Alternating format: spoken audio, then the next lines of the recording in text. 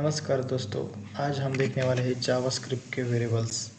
और वेरिएबल एक कंटेनर की तरह होते हैं जिसमें कि आप अलग अलग तरह की वैल्यूज सेट कर सकते हैं, स्टोर कर सकते हैं, जैसे कि नंबर्स और कोई टेक्स्ट स्ट्रिंग्स होती है वो स्टोर कर सकते हैं।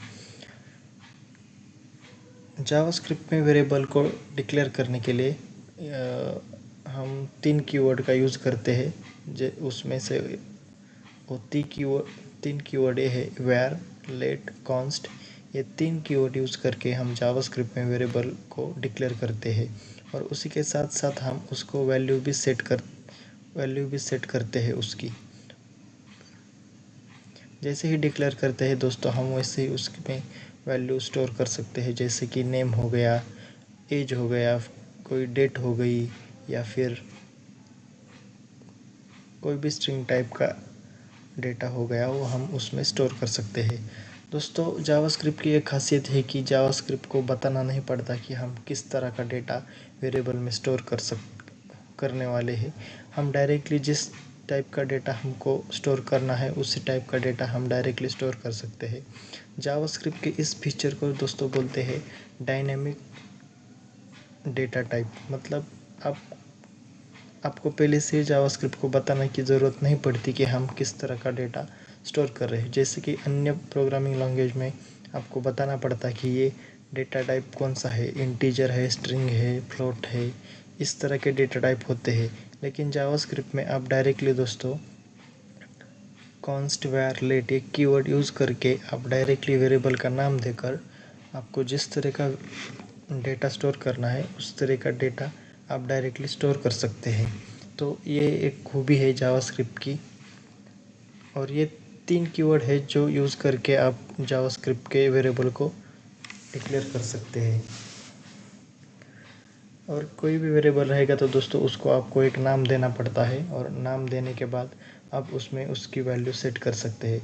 और वो नाम वो यूज़ करके ही हम अपने प्रोग्राम में जहाँ जहाँ पर हमें वो वैल्यू चाहिए वहाँ वहाँ हम वो वैल्यू यूज़ करते हैं। जावास्क्रिप्ट के कुछ रूल्स होते हैं वेरिएबल के डिक्लेयर करने के। जो आप वेरिएबल्स को नाम देते हैं उस नाम के कुछ रूल्स होते हैं। वो रूल्स क्या है दोस्तों कि वो जावास्क्रिप्ट का जो वेरिएबल का नाम है वो किसी एक लेटर से ही स्टार्ट होना चाहिए, या तो फिर वो कोई अंडरस्कोर से स्टार्ट हुआ तो भी चलेगा, या फिर वो डॉलर से स्टार्ट होगा तो भी चलेगा। लेकिन दोस्तों, वेरिएबल का नाम आप किसी एक नंबर से स्टार्ट नहीं कर सकते, जैसे कि 1 2 3 या 4 या 0। ऐसा कोई भी नंबर से आप वेरिएबल का नाम स्टार्ट नहीं कर सकते। या तो वो कोई लेटर ही होना चाहिए, या फिर अंडरस्कोर, या फिर डॉलर साइन, ये देकर आप वेरिएबल को डिक्लेयर कर सकते हैं।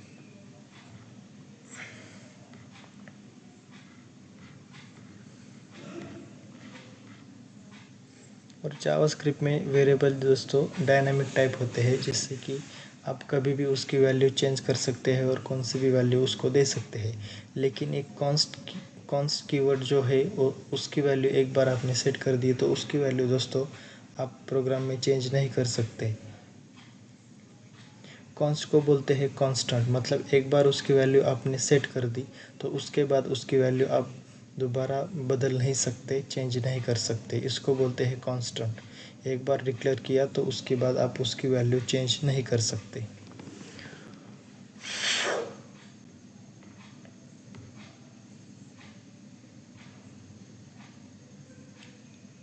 तो चलिए दोस्तों, हम प्रैक्टिकली करके देखते हैं जावास्क्रिप्ट के वेरिएबल्स। हमने यहाँ पर एक फ़ाइल बनाई है welcome.js नाम की। यहाँ पर हम दोस्तों वेरिएबल के साथ थोड़ा सा खेलेंगे।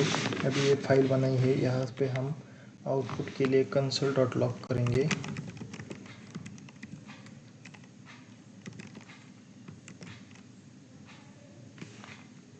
जिससे कि हमें यहाँ पर नीचे वैल्यू प्रिंट होती हुई नज़र आएगी। हम यहाँ पर सीधा पहले एक हेलो कीवर्ड प्रिंट करेंगे, जिससे कि हमारा आउटपुट यहाँ पर नीचे आता है कि नहीं हम देखेंगे। ये मैंने रन किया और यहाँ पर दोस्तों हमारा आउटपुट आ रहा है। तो हम यहाँ पर अपने वेरिएबल्स डिक्लेयर करके प्रिंट करके देख सकते हैं। चलो तो दोस्तों, हम पहले यूज़ करते हैं where कीवर्ड। ये हो गया कीवर्ड डिक्लेयर करने के लिए। मैं 3 भी कीवर्ड यहाँ पर लिखता हूँ, कॉन्स्ट और लेट। ये 3 कीवर्ड यूज़ करके ही आप वेरिएबल को डिक्लेयर कर सकते हैं।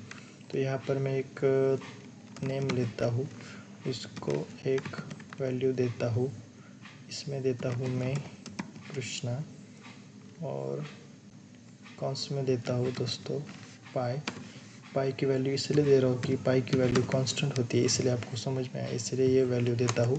और लेट और वेर दोनों भी एक जैसे ही बिहेव करते हैं, लेकिन वेर का और लेट का, इन दोनों का थोड़ा सा डिफरेंस है, वो आगे जाके हम देखेंगे। लेकिन फ़िलहाल जावास्क्रिप्ट में वेर कीवर्ड का यूज़ हम करते ही नहीं है। अभी जैसे इसका वर्जन 6 आया है, तभी से इसका यूज़ करना बंद कर दिया है, इसका कोई उपयोग नहीं है। इसके जगह पर हम लेट यूज़ करते हैं और कॉन्स्ट का यूज़ करते हैं। कॉन्स्ट का यूज़ हम वहाँ करते हैं जहाँ पर हमें कांस्टेंट वैल्यू चाहिए होती है, और लेट का वहाँ पर करते हैं जहाँ पर एक बार हमने वैल्यू डिक्लेयर कर दी। सपोज यहाँ पर मैंने कोई एक एज ले ली और एज की वैल्यू दे दी मैंने 25। तो आगे जाके अगर मुझे ये एज चेंज करना हो तो भी यहाँ से मैं एज चेंज कर सकता हूँ इस तरह से, तो ये मुझे एरर नहीं देगा। हम यहाँ पर ये वैल्यूज़ प्रिंट करके भी देखेंगे तो आपको समझने में आसानी हो जाएगी। यहाँ पर मैं प्रिंट करता हूँ दोस्तों एज, एक बार मैं सेव करता हूँ इसको और रन करता हूँ तो आपको नीचे आउटपुट दिखाई देगा। यहाँ पर देखिए दोस्तों, ये आउटपुट आ रहा है। तो इस तरह से हम वेरिएबल को डिक्लेयर करते हैं। ये 3 कीवर्ड के मदद से हम वेरिएबल डिक्लेयर करते हैं। ये वेर एक कीवर्ड है और ये नेम क्या हो गया दोस्तों, इस वेर वेरिएबल का नेम हो गया, और ये कृष्णा जो है वो इसकी वैल्यू हो गई। इस तरह से हम ये इसको डिक्लेरेशन बोलते हैं।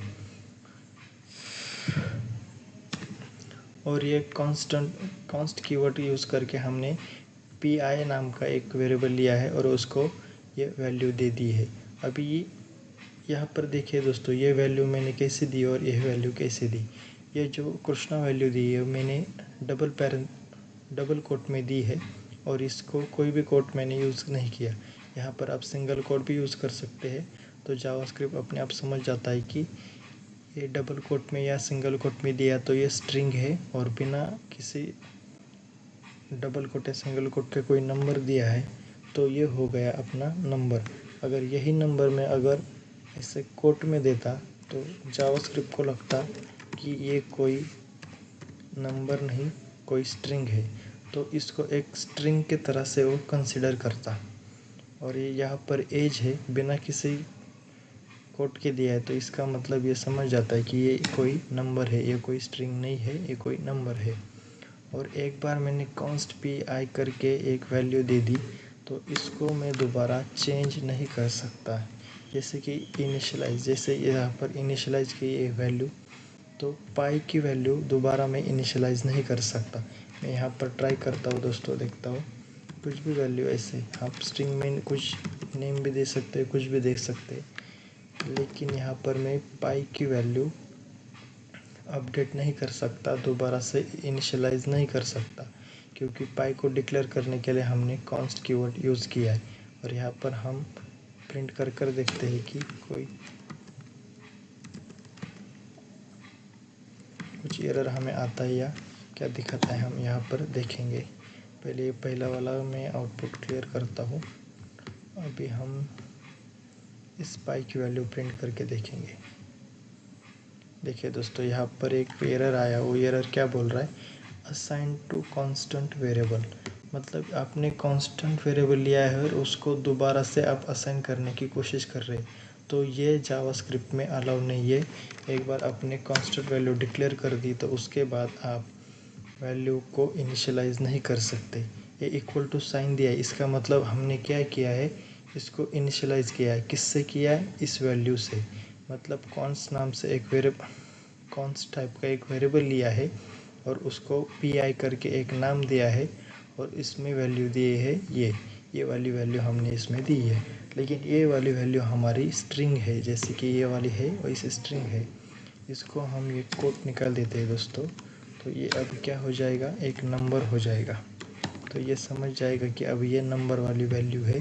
हम जैसे इसको रन करेंगे तो ये प्रिंट हो जाएगा। ये देखिए दोस्तों, यहाँ पर हमारी वैल्यू आ गई। और इसको कोट में ही रहने देते तो भी इसकी वैल्यू वही प्रिंट होती, लेकिन उसको एज ए नंबर नहीं तो उसको एक स्ट्रिंग के रूप में कंसिडर करता। अगर हम इसके साथ कोई ऑपरेशन करेंगे प्लस का या माइनस का, तो इसमें प्लस वाली वैल्यू ऐड ही नहीं होगी, उसके बाजू में ऐड होगी। मतलब उसकी वैल्यू कैसे आएगी, सपोज हम यहाँ पर कंसोल करके मैं फिर से आपको दिखाता हूँ। ये सपोज ये हमने यहाँ पर प्रिंट किया है और इसमें प्लस करके हम 10 करेंगे तो देखिए दोस्तों, यहाँ पर हमें ये PI क्या है, हमारा यहाँ पर स्ट्रिंग है। तो स्ट्रिंग में हमने अगर 10 डाला तो ये स्ट्रिंग प्लस 10 अलग से प्रिंट होगा, तो इसमें ऐड नहीं होगा। वो क्यों नहीं होगा, क्योंकि हमने उसको, ये देखिए दोस्तों, ये 10 वहाँ से अलग से प्रिंट हो गया है, उसके अंदर मिक्स नहीं हुआ, क्योंकि ये स्ट्रिंग है, स्ट्रिंग। और स्ट्रिंग में अगर कोई भी हम ऐड करते तो उसको बोलते हैं कॉन्केटिनेशन। ये कॉन्केटिनेशन होके 3.14 आकर उसके आगे ये 10 जैसा है वैसे ही आ गया। अगर हम ये कोट हटा देंगे और +10 करेंगे तो ये 10 इसमें ये 3 में ऐड हो जाएंगे और हमारा आंसर आ जाएगा 13.14। देखिए, मैं फिर से इसको रन करता हूँ तो देखिए दोस्तों, यहाँ पर एक बार मैंने इसको सेव नहीं किया दोस्तों, इसको सेव करता हूँ फिर रन करता हूँ। सेव करके रन किया तो देखिए दोस्तों, यहाँ पर हमारी वैल्यू आ गई प्रिंट होकर। मतलब अब इसको जावास्क्रिप्ट को बताना नहीं पड़ा कि ये कौन सी वैल्यू है या फिर इंटीजर है या स्ट्रिंग है। मैंने डायरेक्टली यहाँ पर एक वैल्यू दे दी जो कि नंबर थी, तो जावास्क्रिप्ट को समझ में आया कि ये कोई नंबर है। और डबल कोट में दिया तो वो समझ जाता है कि ये कोई नंबर नहीं, ये तो स्ट्रिंग है। उसके अंदर आपने नंबर दीजिए नहीं तो नाम दीजिए, वो अपने आप समझ जाता है कि ये एक स्ट्रिंग है और ये एक नंबर है। इसी तरह से जावास्क्रिप्ट के दोस्तों ये वेरिएबल होते हैं।